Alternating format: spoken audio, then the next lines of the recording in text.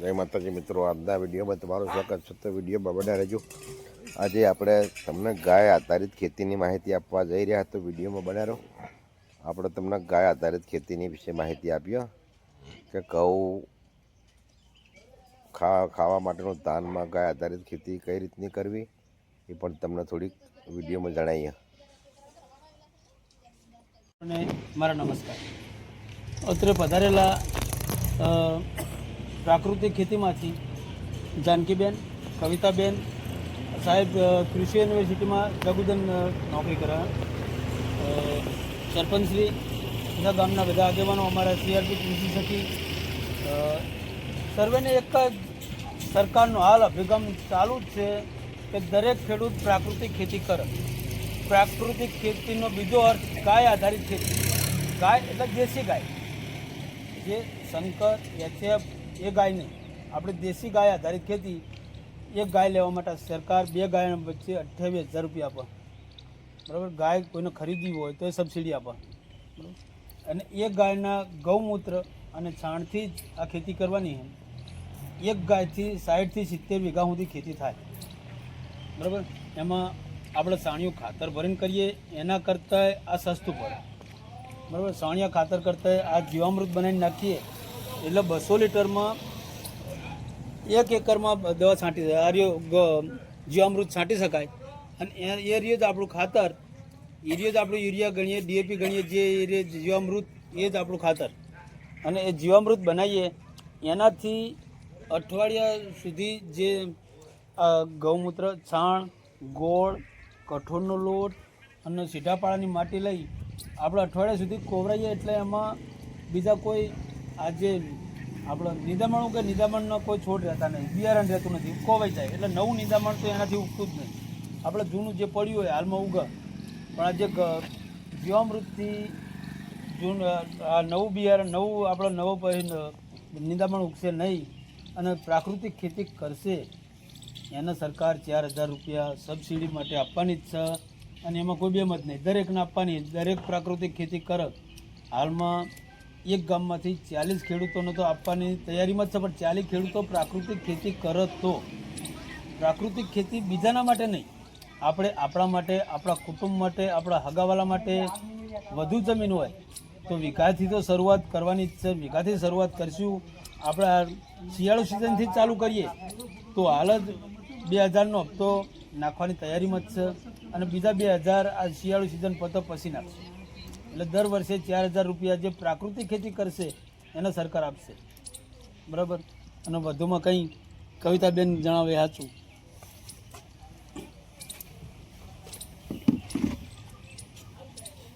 Ramsinghji form ભર્યા છે બધાને? તમારા ફોર્મ ભરાયા હોય બધાયના? શેના માટે ભર્યા? प्राकृतिक खेती माटे।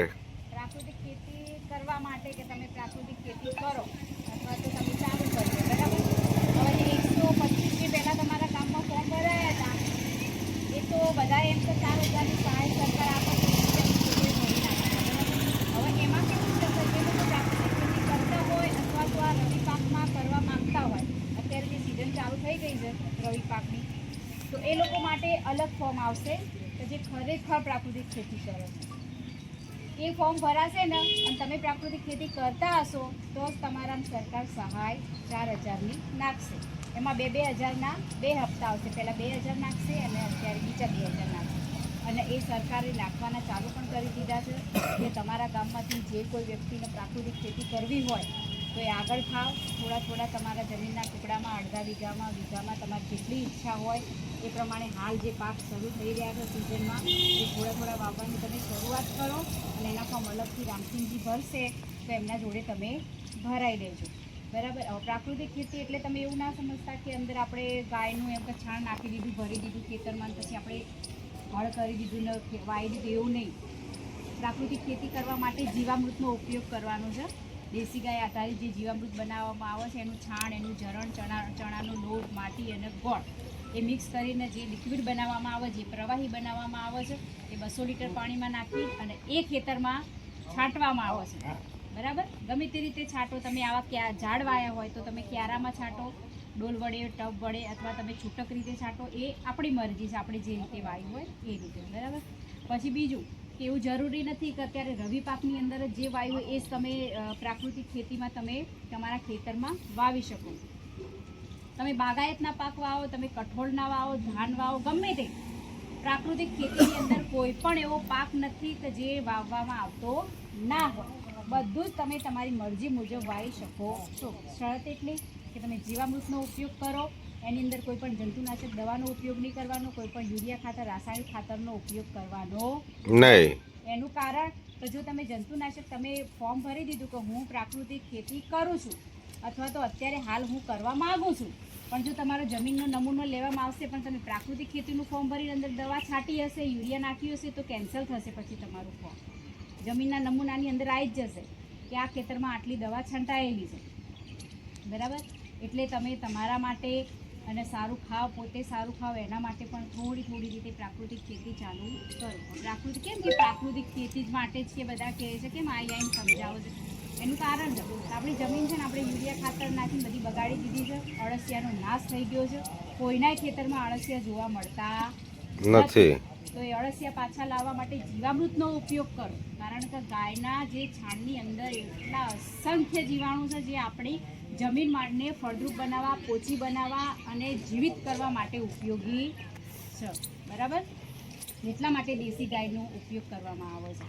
બીજું કે જો રાસાયણિક ખાતરનો ઉપયોગ કરીને તમે જોશો ને તો હવે ઘરે ઘરે રોગ પેદા થઈ ગયા છે. ડાયાબિટીસ તો લગભગ દરેક ઘરમાં એક વ્યક્તિ હોય જ છે, બરાબર. તો એવી આપણે દવાઓવાળું શરીર નથી કરવાનું. એટલે સારું ખાઓ તો જ શરીર સારું રહેશે, દવાવાળું ખાઓ તો શરીર દવાવાળું થશે, દવાવાળું થશે ને ઉપરથી બીજી દવા લેવી પડશે, એટલે ડબલ કોઠો થશે આપણો દવાવાળો. તો આપણે એવું નથી કરવાનું. એના માટે તમે સારી ખેતી કરો, પ્રાકૃતિક ખેતી કરો, એ ખાઓ, તમે સારું ખાઓ, અમને પણ સારું ખવડાવો, બરાબર. એના માટે આપણે ખેતી કરવાની છે. એવું નહીં કે આપણે 4,000 રૂપિયા આપો છે સહાય તો 4,000 રૂપિયા લેવા માટે આપણે, ના, એવું નહીં. 4,000 કશું જ ખેડૂતની આગળ 4,000 રૂપિયા કશું જ કહેવાય નહીં. પણ સારું આવવા માટે અને જમીનને સારી રાખવા માટે, ભવિષ્યની આગળની પેઢીને સારી જમીન આપવા માટે તમે એ આ પ્રાકૃતિક ખેતી અપનાવો. તમે હાલ તમારી જમીનને તમે જુઓ ને તો તમારી જમીનમાં કશો કસ નહીં હોય, બરાબર. બધું પૂરી જ થઈ ગઈ હશે. તો શું તમે તમારી આવનારી પેઢીને એવી જમીન આપીને જશો? તો ભાઈ એમ તો લાવો, અમે તો જે યુરિયા ખાતર વાપરીને જે કરીએ, પણ હવેથી જેટલું અમારાથી થાય 2-4 વર્ષ આ ખેતી કરીએ, પ્રાકૃતિક જીવામૃતનો ઉપયોગ કરીએ, જમીનને સારી કરીને અમારી આવનારી અમારા છોકરા જમીન સારી રીતે વાવી શકે એવી જમીન આપીને જઈએ. નહીંતર શું થશે, તમે તો જમીન આપણે મતલબ બગાડી દીધી, પથ્થર જેવી કરી નાખી, મૃત હાલતમાં કરી નાખી, ભાઈ છોકરાઓ આપણી જમીન વેચી મારશે, બીજું તો કંઈ નહીં થાય, બરાબર. કે ભાઈ હવે કશું રહ્યું જ નહીં ને પછી મારા દાદાએ બાપાએ કશું હવે જમીનમાં રાખ્યું નહીં, તો લાવો વેચી મારીએ, ફેક્ટરી ઊભી કરી દઈએ, ફ્લેટ બનાવી દઈએ, ગમે તે કરી દઈએ. તો આપણે એવું કરવાનું નથી. આપણી જ છે, આપણે જ રાખવાની છે અને સારી રીતે રાખવાની. જમીન આપણી માં કહેવાય, તો આપણે એને એવી રીતે સાચવવાની, બરાબર. તો જે 125 ફોર્મ ભરાયા છે એમાં જે તમારે પ્રાકૃતિક ઈચ્છા કરવાની, ખેતી કરવાની ઈચ્છા હોય તો તમે રામસિંહજીને કહેજો, તમારા ફોર્મ ભરી જશે, તમને સહાય તરત જ મળશે. પણ શરત એટલી કે પ્રાકૃતિક ખેતી હોવી જોઈએ, બરાબર. આના વિશે કોઈ પણ તમારા પ્રશ્નો હોય તો તમે અમને કરી શકો છો. ફોર્મ કેવી રીતે ભરવા, જીવામૃત બનાવવાનું, પ્રાકૃતિક ખેતીને લગતા પ્રશ્નો હોય તો તમે અમને કરો, રામસિંહજીને કરો, તો એમને બોલાવશે તો તમારા પ્રશ્નોનું નિરાકરણ લાવીશું, બરાબર. હવે જીવામૃત તો દેશી ગાય હોય એને બને, બરાબર. પણ જે લોકોને ગાયો ના હોય તો અહીંયા આપણા દેત્રોજની અંદર જ કેટલા એવા BRC પ્લાન્ટ નાખેલા છે ને કે એમાં જીવામૃત તૈયાર મળે છે, બનાવવાની ઝંઝટ જ નહીં હોતી. લાઈન સીધું આપણા ખેતરમાં કે તમારે જે ઘરે કોઈ બી વસ્તુ હોય એમાં તમે વનસ્પતિમાં નાખી શકો છો. મારુષ્ણામાં છે, ઘેરડામાં છે, પછી દેત્રોજમાં છે, પણ જનકભાઈનું છે, અને સિહોરમાં પણ મહેન્દ્રભાઈ રાવલનું છે, બરાબર. તો એવી રીતે કરવું હોય તો એવી રીતે તમે બધા ભેગા થઈને તમારી દેશી ગાય હોય, જે લોકો દેશી ગાય રાખતા હોય એ બધાનું ભેગું કરીને તમે સહિયારું બનાવો તો પણ સારું છે. તમારે એકલા દેશી ગાય હોય, તમને એવું લાગે કે મારે એકલા પૂરતું બનાવવું છે, મારા ખેતર પૂરતું બનાવવું છે, તો તમે એવી રીતે બનાવી શકો છો. જીવામૃત વિશે ખબર છે કોઈને કેવી રીતે બનાવવું? હવે જીવામૃત કેવી રીતે બનાવવું તો હું તમને છે ને 10 કિલોના આધારે તમને સમજાવું છું.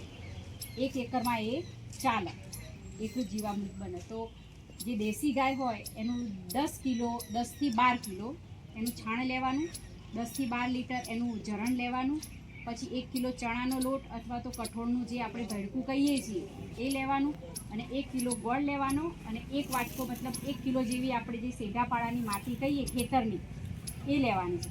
200 લીટર પાણીની અંદર આ બધું નાખી દેવાનું, વારાફરતી એને ઘડિયાળનો કાંટો હોય એવી ડ્રમમાં ભરીને એને હલાવવાનું. 4-5 દિવસ તમે આવી રીતે છાંયડો હોય ત્યાં મૂકવાનું, ઉપર ઢાંકી દેવાનું. એના પછી તમે 15 થી 20 દિવસ એનો ખેતરમાં ઉપયોગ કરી શકો છો. થઈ રહે એમ અંદર નાખવાનું, બનાવી જવાનું, થઈ રહે એમ નાખવાનું. બોલો આમાં કંઈ ખર્ચો છે યુરિયા ખાતર જેટલું લાગ્યું? કઈ વસ્તુ એ બહારથી કોથળો ભરી લાવવાની, એને લઈ જવાનો લાવવાનો કોઈ ખર્ચો રિક્ષામાં કંઈ કશું જ નહીં, બધું જ આપણા ગામમાંથી જ મળી ગયું. એટલે તમારે કોઈ પણ જાતનો એવો ખર્ચો નહીં આવતો આ ખેતીમાં. એટલે આપણા પૈસા બચાવવાના છે, યુરિયા ખાતરના ઢગલા નહીં કરવાના, જમીનને સારી રાખો, પોચી બનાવો, જીવામૃતનો ઉપયોગ કરો અને પ્રાકૃતિક ખેતી ચાલુ કરો. બરાબર?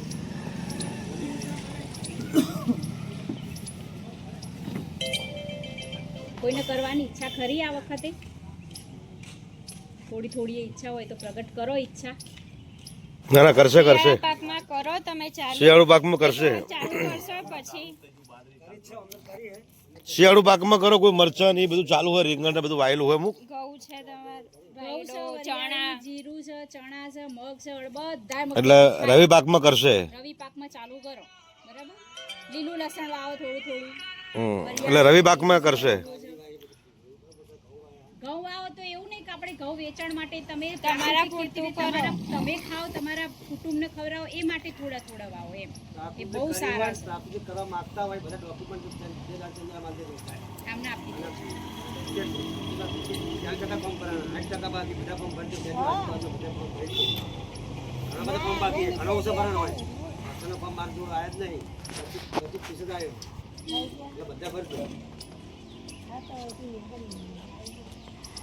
થઈ ગયા છે બધા? બોલો કોઈને કોઈ પ્રશ્ન ખરો? ગીતાબેન જે પૂછવું હોય એ છૂટી છે, પૂછી જ લો.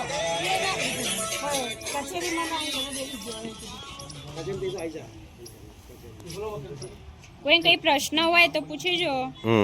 અભિપ્રાય લેવો હોય તો કોઈને પૂછી કહો. નિરાકરણ થઈ જાય એમ. કોઈને અભિપ્રાય લેવો હોય તો અને કદાચ અમે જતા રહ્યા પછી તમને કઈ પ્રશ્ન થાય તો તમે અમને કોન્ટેક્ટ કરજો, એ અમારો કરશે. બરાબર? રામસિંહજીનો કોન્ટેક્ટ કરો તમે તાર. એમને જેટલા પ્રશ્નો પૂછવા હોય, તમારે જીવામૃત બનાવવું હશે ને તો એમને આવડે છે, એ તમારા મદદ કરશે એમ. તમારે જેને બનાવતા શીખવું હોય તો તમે ફોન કરીને પૂછી કહો. એટલે ડાબસરનું પાટ આવી જાય. હા, એક શરૂઆત કરો તો પાછળ શરૂઆત કરશે. એટલે બનશે તો જ પેલું થાય એમ.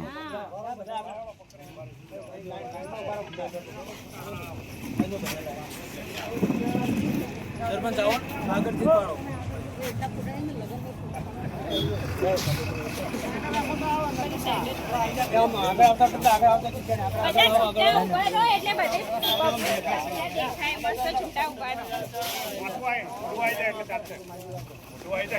હા એટલે પણ પાછા વાળા ના દેખાય ને આગળ આવી જાઓ. કાકા આગળ આવી જાઓ.